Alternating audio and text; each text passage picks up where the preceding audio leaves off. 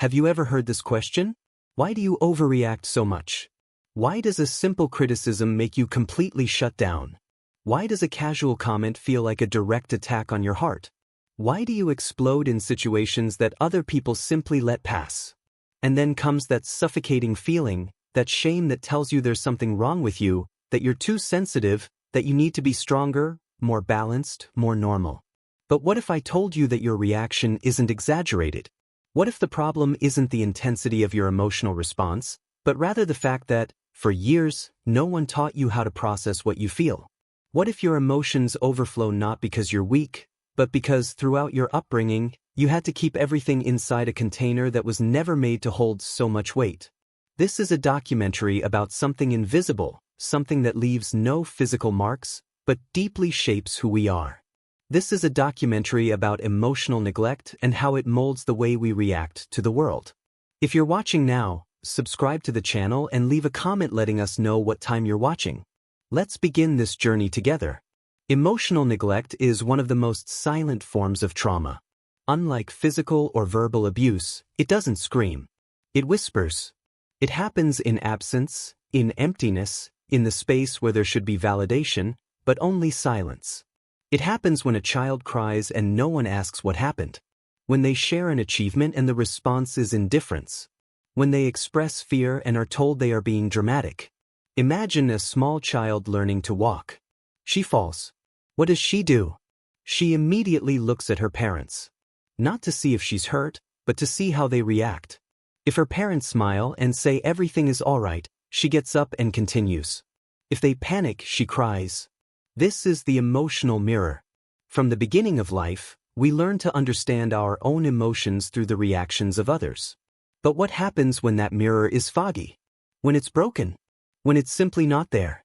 Children who grow up in emotionally neglectful environments quickly learn that their emotions don't matter.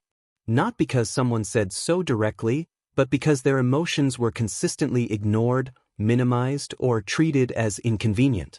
They learn that crying is annoying, that sharing joy is showing off, that asking for help is being a burden.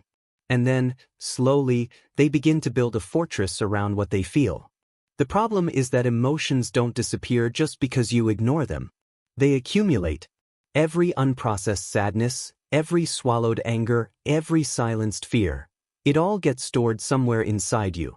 And when you haven't learned to identify, name, and process these emotions in a healthy way during childhood, your nervous system remains permanently on high alert. Let's talk about neuroscience for a moment. Our brain has a structure called the amygdala, responsible for processing emotions, especially fear. In healthy development, with adequate emotional support, we learn to regulate the amygdala through the prefrontal cortex, the rational part of the brain. It's like having a good braking system in a car. You feel the emotion, but you can think about it before acting. But when a child grows up without emotional validation, without someone to help them name and process feelings, their amygdala remains hyperactive. The prefrontal cortex, which should develop this regulatory capacity, simply doesn't receive the necessary training. It's like driving a powerful car without having learned to use the brakes properly. Any turn can become dangerous. This is the neurological basis of what is called emotional reactivity. It is not a character flaw. It is not weakness. It is literally a neurological response learned during the formative years of brain development. Now, let's connect this to the present. You're in a work meeting. Your boss makes a comment about something you could have done better. For many people, this would just be feedback. Maybe a little uncomfortable but manageable. But for someone who grew up with emotional neglect, this simple criticism can trigger a cascade of internal reactions. Immediately, the amygdala interprets this as a threat. Not a physical threat, but an existential one. Because, deep down, engraved in its implicit memories, is the message that making mistakes means being unworthy of love and attention. Its body responds as if it were in real danger. Heart races. Breath becomes short. Hands tremble. Throat tightens.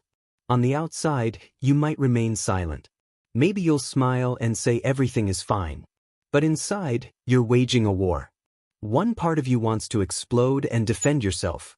Another part wants to run away and never come back. And a third part is telling you that you should be stronger, that you shouldn't feel all this because of a simple comment. This is the triad of emotional neglect: feeling too much, not knowing how to process it, and feeling guilty for feeling it. So, what happens then? There are generally two paths. Some people implode. They internalize everything, develop intense anxiety, a constant feeling of inadequacy. They become masters at hiding, at not bothering anyone, at occupying as little emotional space as possible. On the outside, they seem functional. On the inside, they are drowning. Other people explode. After years of bottling it all up, the smallest spark can ignite the entire reservoir of unprocessed emotions. A casual comment becomes a heated argument. A misunderstanding turns into a relationship crisis. A small disappointment triggers days of despair. And then comes the guilt, the shame, the certainty that there is something deeply wrong with them. But here's what we're rarely told: both reactions are survival strategies. As a child, you did the best you could with the resources you had. If screaming and crying didn't bring comfort, you learned to be silent. If expressing needs resulted in rejection, you learned not to have needs. If showing vulnerability meant being ignored or ridiculed, you built walls.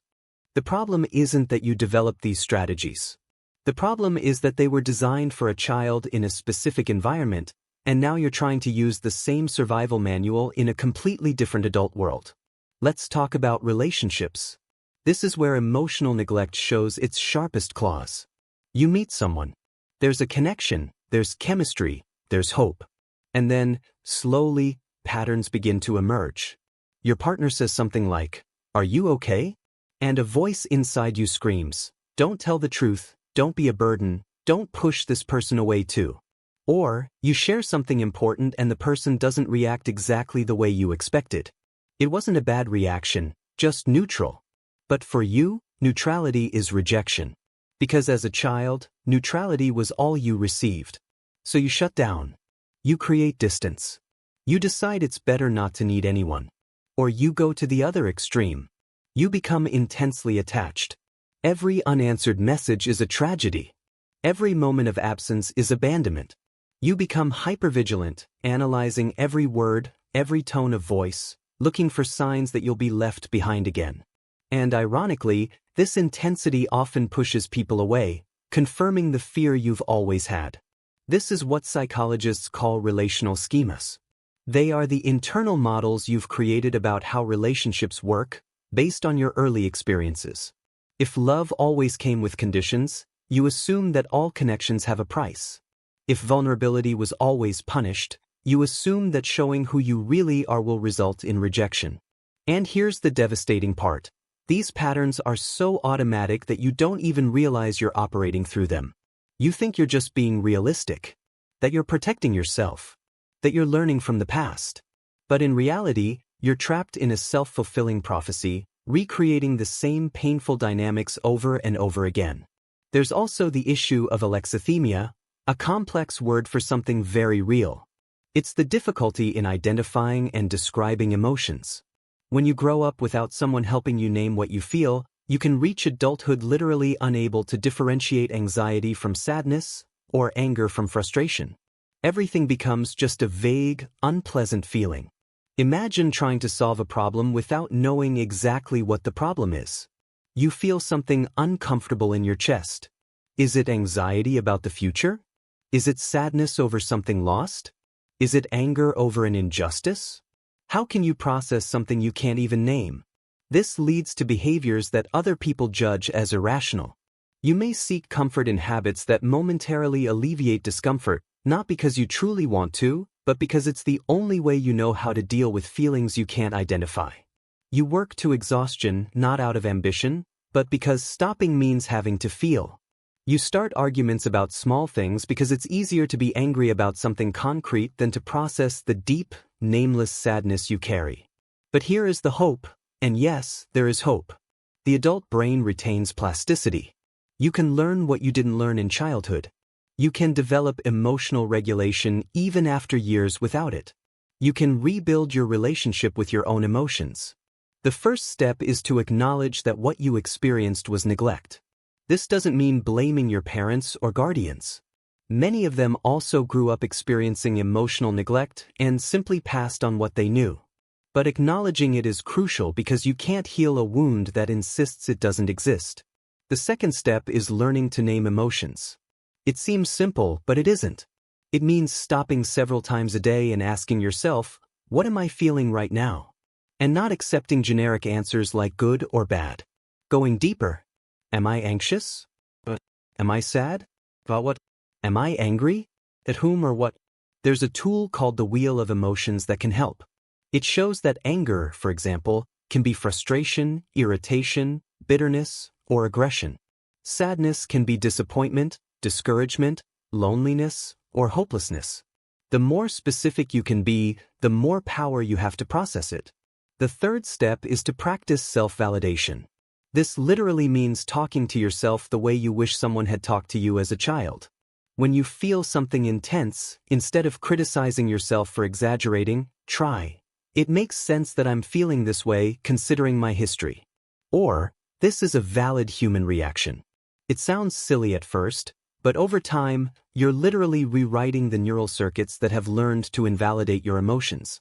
The fourth step, and perhaps the most challenging, is to seek corrective experiences.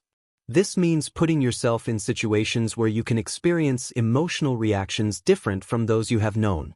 This could be through therapy, where a trained professional offers consistent validation. It could be through carefully chosen relationships with people who demonstrate healthy emotional regulation. It could be through support groups where your experiences are acknowledged and shared. The journey isn't linear. There will be days when you react exactly as you always have. You'll shut down when you should open up.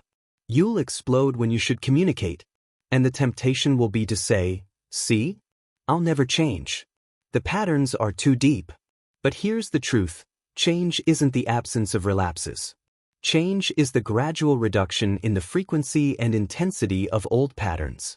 It's the growing ability to recognize when you're operating in survival mode and consciously choose a different response, even if it's only 10% of the time at first. It's also important to understand that you're not alone. Studies suggest that emotional neglect affects millions of people. We live in a culture that often values emotional strength defined as the ability not to feel, rather than correctly defining it as the ability to feel and process in a healthy way. How many times have you heard phrases like, "Swallow your tears, be strong, don't be dramatic, get over it"? These cultural messages reinforce neglect on a collective scale. There's also the issue of intergenerational transmission. If you've had children or plan to have them, you might be afraid of repeating patterns. And that fear is valid. But here's the crucial difference. The fact that you're watching this documentary, that you're questioning, that you're seeking to understand, already puts you on a different path. Awareness is the first and most important step in breaking the cycle. You can teach your children what you weren't taught. You can validate their emotions in ways yours were never validated. You can create an environment where feeling isn't seen as weakness, but simply as part of being human. And in doing so, you not only heal the next generation, but continue to heal yourself. In the end, the question that opens this documentary, "Why do you overreact so much?" deserves a different answer. The answer is not, "Because you are defective." The answer is, because you carry years of unprocessed emotions, because your nervous system has been trained to perceive danger where it doesn't exist, because you never learned that your emotions were valid and worthy of attention. And once you understand this, the shame begins to dissolve. In its place, compassion can arise. Compassion for that child who did the best they could. Compassion for the adult who is trying to navigate an emotional world without the map they should have received. And from this compassion, the courage to seek healing can be born. You didn't choose to begin your life in emotional neglect. But you can choose not to end your life imprisoned by it. You can choose to learn, grow, seek help, practice emotional regulation, build healthier relationships, and finally give yourself what you never received: complete and unconditional permission to feel. Your emotions aren't the problem. They never were. The problem was the absence of a safe space to express them. And now, as an adult, you have the power to create that space, first within yourself, and then with the people you choose to have by your side. May the Lord God grant you wisdom on this journey of healing, courage to face the pains of the past, and peace to rebuild a future where your emotions can finally have the place they have always deserved. May you find the strength that comes not from suppressing what you feel, but from embracing your complete humanity with grace and compassion.